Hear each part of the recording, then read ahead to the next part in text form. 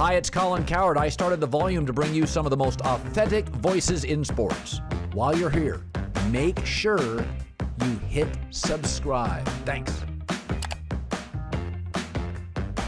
How you feel about what it was for CJ and him going to New Orleans and the type of situation it is for him, but then also what y'all got back and where that leaves y'all going forward? You know, you get to a point where, you know, maybe something run its course. You know, you gotta reroute yourself and try to figure out what's the best thing, what's the best angle to take at this point. And that shit was tough to deal with, bro. I ain't gonna lie. Like you know, when you know something could be coming and you know that it's a possibility, but when it happened, it's different. Like, damn. Absolutely. Like, and I kind of been stuck in that space the whole time. Like, I've been watching every game in New Orleans. Like, damn, like he really ain't coming back. You know, it's over. So I love Steph winning All-Star Game with me because it's like when you saw him come out during the introductions and he was just soaking in the booth. It's like, yes, I love this. Thank you.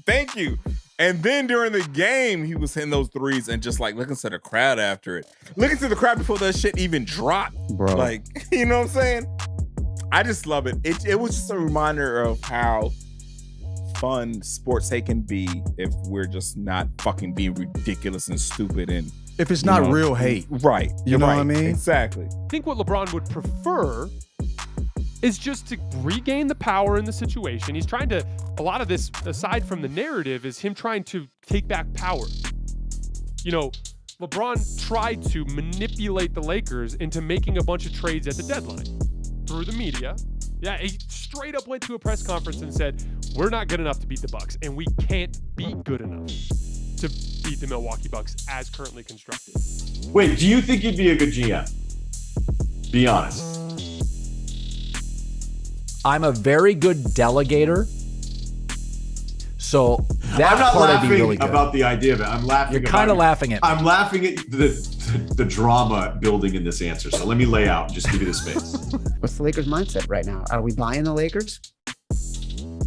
It's a total shit show, for lack of a better term. I mean, the gist of it is, it's like when you end up this far below 500 with LeBron James and Anthony Davis on your team, it's impossible to look at one specific thing.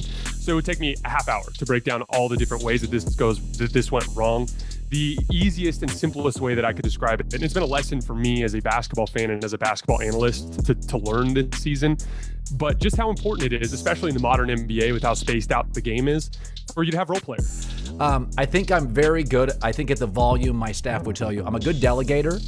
I can spot talent. I can, you know, I thought at ESPN, when I helped build FS1 and I wrote lists of people, I tried to get you. I think I'm good at spotting and compartmentalizing talent. I'm also not somebody that's terribly rigid. I can pivot off stuff. If you tell me something, I don't mind being wrong. I think it's funny. Do you have any strong thoughts on who you'd like to win in the East and or a value play?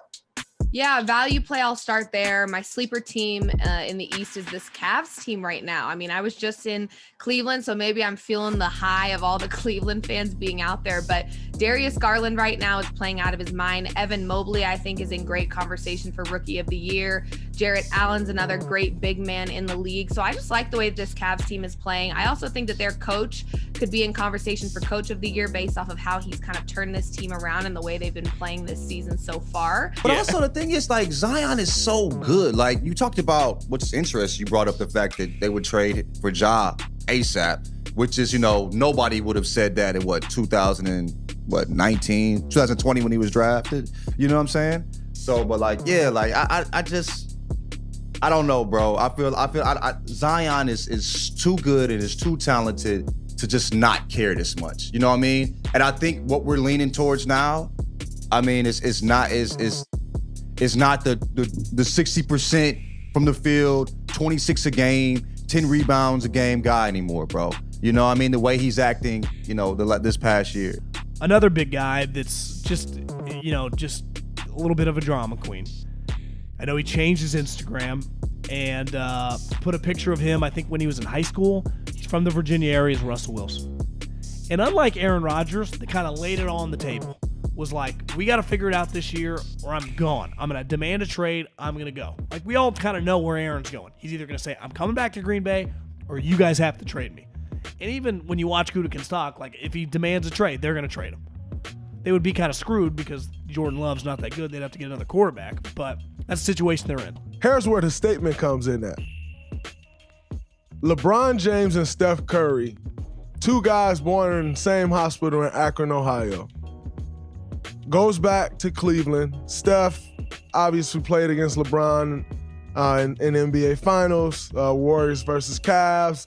The boos were raining in. Anytime they mentioned my name or Steph's name, the boos were raining in.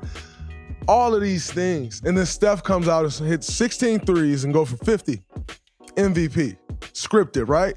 I don't know if you're right or wrong on it, because why did they win 10 years ago? You know, like I think there are times in sports I can remember stuff that's specific to me. I remember forever, well, the reason the Red Sox haven't won in 8 decades is because of the monster. You know, you can't get left-handers there. It's impossible. And then they win 4 World Series. And you're like, oh, okay, well, maybe, you know, like what happened? Your point to LA. Hey, they can go get OBJ. They can bring in Von Miller. Jalen Ramsey wanted to be here. All of these different things. Well, should they win more then? I love the comp, though, of Favre and Rodgers becoming very similar despite completely different backgrounds. I love that because Favre, I mean, think how selfish you have to be Favre towards the end of your career to basically retire 4 times and come back. Okay? LeBron James comes out. You know, he's doing LeBron. He's dunking a little bit, but you can tell he's out there. He's not going for the MVP, but he's dunking a little bit, putting on the show. But then LeBron James gets the ball in the mid-post. We all know what move he's going to. We all know before he even shoots the ball, this ball is going in. Like, you just felt it. Scripted, right? Who's a more annoying fan base, Lakers fans or Celtics fans? Oh, Lakers fans, 100%. Why is that? Celtics fans are just stupid. Like they were born into this lifestyle. Most Lakers fans chose this because 90% of them don't live in the fucking greater Los Angeles area. And most of them are little nerds. Especially now that you guys got Russ stands on board. Oh, God, what an annoying fucking group of people. Do you feel like you still don't get the respect that I personally think you should get or that you think you deserve in this league and as far as what you've accomplished and how you go about your business and what you bring to the table every night? I think I get the respect. I think people respect it. I just think that because what I do is not loud. My game is loud. Like I'll have 60 and 10 and 7 and we'll win a bunch of games. Like I have loud performances, but I'm not loud. I don't get on social media, say crazy shit. When stuff is happening, I don't respond crazy. Like every once in a while, if I feel challenged or somebody like pushing the line on me, like they think something sweet, then I come back. I'll say something real aggressive, and then it'll be like a headline. You know what I mean? But like Absolutely. Because I'm not outspoken about everything and I'm not loud, you know, I don't think that's really attractive. Like I don't give them enough of a topic. What do the next 20 years for Colin Cowherd look like? Oh, Jesus. Well, Warren Buffett's 91, Nick Saban's 70, Scully went to 88. Like I'm mid to late 50s. Like I'm not going to stop talking. I mean, he literally did it till he was like 88. I'm not going to stop talking. I'm just going to do it on different platforms, maybe. I'm not going. What am I going to? What would I do? Play shuffleboard? What would I do? You at 75 with takes. Look out, America.